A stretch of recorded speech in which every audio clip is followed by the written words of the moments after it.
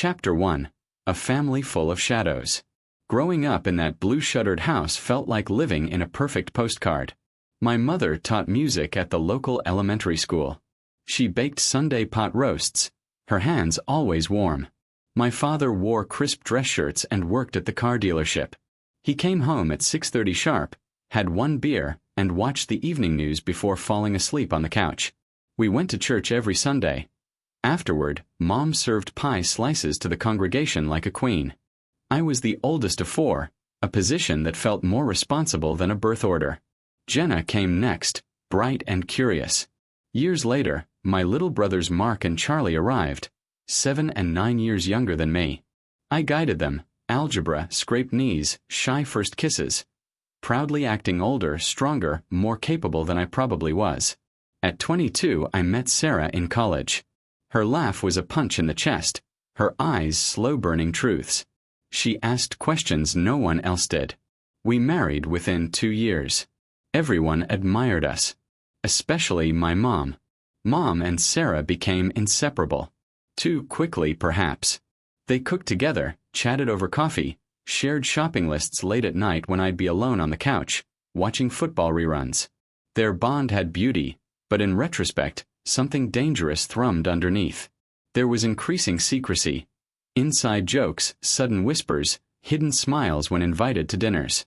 I noticed odd things. They'd leave the house together, come back flushed, brush it off as errands.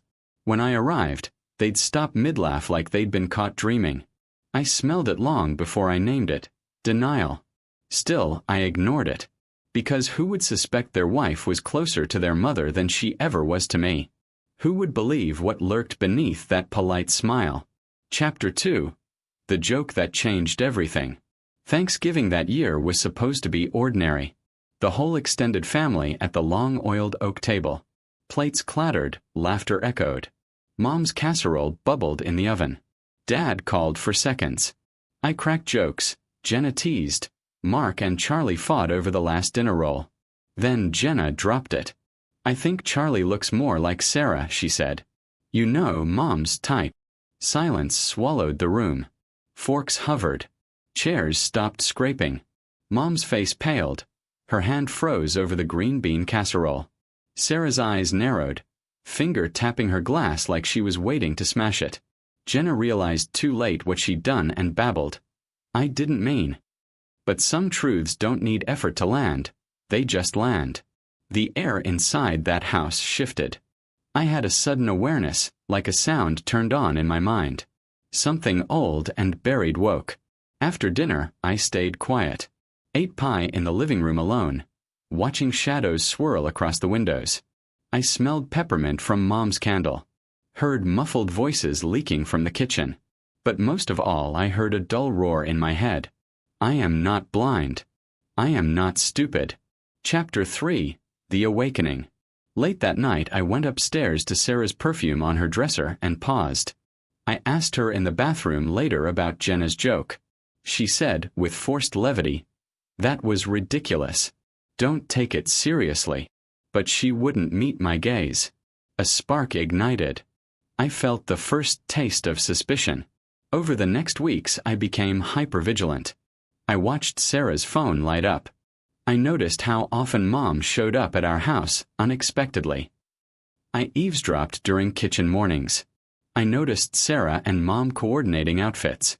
I noticed them speaking in low voices on the porch at dawn. I began documenting, mentally at first, then in secret notes on my phone. Dates, texting timestamps, descriptions like, "Door creaked open at 2:42 a.m. Sarah smelled like lilies after Mom's visit." The mind builds a case even when the heart resists. At 3 a.m. one night, I unlocked Sarah's phone by chance while she showered. The passcode, 1987, a year I taught her to memorize, opened a doorway. The messages hit in fragments. "I still think about you. I wish things were different. I need you again." The name she used was Clara. No profile photo. But context, dates, times, eerie familiarity, crystallized a horrifying truth. My mother wasn't Clara. But she fit every detail. I sank to the bathroom floor, phone burning in my hand, Knees weak, air removed from my lungs. Sensing it all at once. Betrayal, decades of deception, lies layered under family photos, bedtime stories, holiday greeting cards. Chapter 4. DNA doesn't lie. Denial evaporated slowly but swiftly. That same night, I watched Sarah get dressed. She wiped off her makeup. Horny tears. I love yous that echoed hollowly. I drank every word. I forced calm. I asked softly, Did you sleep with Mom? She snapped back, voice sharp. You're insane. This is a delusion. I watched the reflection spin in the mirror and found serenity. I had evidence. I bought sibling DNA kits anonymously online and tested me, Mark, and Charlie. I didn't tell anyone, not even Jenna. I collected cheek swabs, shipped them, said nothing. 3 painful weeks later I got results. Mark and Charlie were my siblings genetically. They had the same father.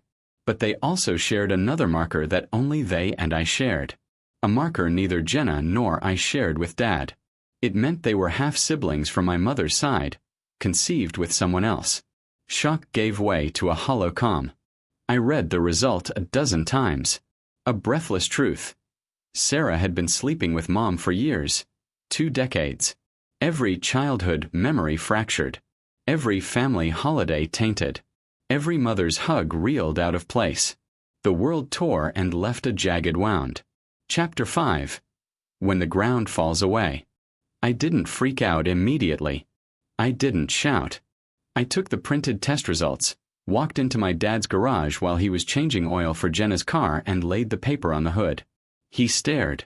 He didn't speak. I told him everything. Jenna's joke, shadowy whispers, phone messages, the name Clara, the DNA result. He didn't cry. He stared into the paper like he was staring at our ruined lives. That afternoon he left work early. At night he drove away. He sent a terse text. I'm filing divorce. I slept in my car that night. Heard absolute silence where entire histories had lived. The next morning I packed a bag and moved out before anyone else realized. Sarah texted me that night. At first angry, then pleading, then sorrowful. Her words were strings of wrong apologies. I never meant to hurt you, that rang cavernously empty. I blocked her. I blocked my mom. I deleted Sarah's number. Unfriended them. Ghosted them. Chapter 6. The fallout. Relatives reached out quietly. Jenna texted last. She said she'd trusted Mom, didn't know how to respond. She asked forgiveness. I said nothing. Mark and Charlie didn't understand at first. They didn't know why their half-brothers were suddenly statements instead of family. They cried. They yelled. They didn't hug me for days. I look like Dad, said Mark one morning. So why do people whisper I look like Sarah? Community fell away like quicksand. At church, the pastor stopped greeting me. He avoided eye contact. My father's job performance was under review. At the grocery store, neighbors stopped smiling. Suddenly, we were the scandal nobody mentioned. My identity tore itself apart. I was the older brother. I was the son. I was the fiancé. I was Sarah's husband. Now I was the man whose wife slept with his mother. It felt impossible. Absurd. A nightmare so grotesque you'd want to wake up. But there was no waking. Chapter 7. Grief, rage, reclamation. The rage came later. The grief first. I drove aimlessly for hours. The sun rising over empty highways. I wrote hurt in black ink in notebooks no one will ever read. I burned letters Sarah once wrote me. I unsubscribed from shared accounts. I acted as if I erased her scent, erased her shadow. I started therapy because nights swallowed me. Dreams turned into scenes. Mom's lullaby on repeat, Sarah's lips moving in silence. I lacked language for that betrayal. My therapist said, "You mourn a family that never existed." It clicked. I could grieve authenticity, even though it was stolen. I learned there's power in naming the betrayal. Power in calling it exactly what it was. In rage and grief I started rebuilding. Small things. walking through the park alone, drinking real coffee, not burnt leftovers from Sunday brunch, cooking meals that weren't about someone else's taste, sleeping under blankets I bought for me, not for them. Chapter 8. A New Way to Live. 4 years have passed. I live in a 1-bedroom apartment above a thrift shop in a different state. I have a cat named Marvin who curls on my laptop when I write. My last serious relationship ended because I flinched when someone said, "Forever." I haven't dated. Not because I don't want love. Because I still pause when trust is mentioned. Mark and Charlie moved with me. We built new routines. We cook Popeyes at least once a month. We play pickup games in open fields. We laugh, not over fake family tales but over silly mistakes. Dad checks in from time to time. We visit him at his cabin up north. He fishes. I sit silently. We don't wave the past. We wave to existence. I never speak to Mom or Sarah. When they tried contacting me years later, I blocked numbers. Once they sent cards, empty envelopes with photos, but I shredded them. I erased their names fully. It hurt exactly once when I realized I had nothing left to lose. Chapter 9. Reflection and Hard Truths. I know this story sounds like a fever dream, like bad TV, but it's real. Every word, every throbbing ache, hormone shift, betrayal gaslight, heartbreak scream, it was mine. I'd never want someone to live what I lived. And yet, for anyone out there who wakes with that same gut-wrenching betrayal, whether your partner slept with your sibling, your friend, your collaborator, know this. Betrayal can happen in homes built on fairy tales. It can happen with killers of trust who kiss you goodnight. It can unravel every childhood memory. But you're not defined by their deception. You can let it remake you with dignity instead of breaking you with shame. You can choose the second path. Chapter 10. A Final Word. If you're listening and you feel suspicion like a seed sprouting under your ribs, take it seriously. Sometimes the hardest truths live inside the people we trust most. Sometimes love is a weapon wielded from inside the family. And when that love turns violent, not physically, but emotionally, you don't have to stay. You can walk away. You can refuse to forgive so you can first preserve your sense of self. You can anchor yourself in truth even if it costs everything familiar. I walked away from everything I thought I had. I found something better, myself. And every day I build a life worthy of that decision.